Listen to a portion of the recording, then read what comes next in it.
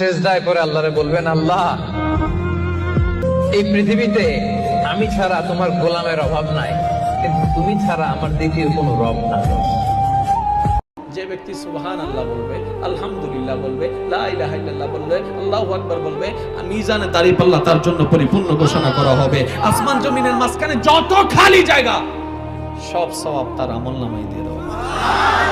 কিয়ামতের দিন আল্লাহ তাআলা প্রত্যেক নবীকে জিজ্ঞেস করবেন যে তুমি কি তোমার উম্মতের কাছে আমি যা যা পৌঁছাতে বলেছিলাম পৌঁছিয়েছো? নবীরা বলবে, আল্লাহ আমি পৌঁছিয়েছি। নবীদের কথা ঠিক কিনা সত্য কিনা এর সপক্ষে তখন বিশ্বনবী সাক্ষী দিবেন। সুবহানাল্লাহ পড়েন। বিশ্বনবী পাগলের মতো একবার হাউজে কাউসারে যাবেন, একবার সিরাতে যাবেন, একবার পুলসিরাতের দিকে, একবার হাউজে কাউসারের দিকে পাগলের মতো দৌড়াতে থাকবেন, তার কোনো গুনাহগার উম্মত যাতে জাহান্নামে ঢুকে না যায়।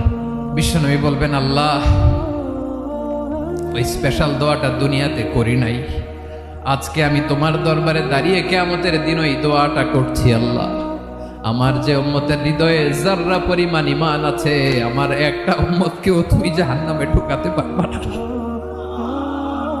আল্লাহ আপনি আমার গুনাহ মাফ করেন, ছোট গুনাহ বড় গুনাহ, প্রকাশ্য গুনাহ গোপন গুনাহ, ইচ্ছায় করেছে যে গুনাহ, অনিচ্ছায় করেছে যে গুনাহ, আল্লাহ সব গুনাহ আপনি মাফ করে দেন।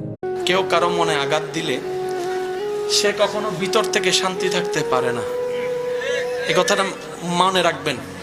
অনেক সময় আপনার মনে হতে পারে যে আপনাকে কষ্ট দিয়েছে, দুঃখ দিয়েছে, সে এত ভালো আছে কেন? সত্যি কথা বলতে তার চেহারা দেখেন, একটু ভিতরটা দেখেন, তার রাতটা দেখেন, তার ঘুমটা দেখেন, দেখবেন যে সে ভিতর থেকে শান্তিতে নাই, শান্তিতে নাই। মনে রাখবেন যে আল্লাহর সৃষ্টিকে অশান্তিতে রাখে, আল্লাহ কখনো তাকে শান্তি দেয় না।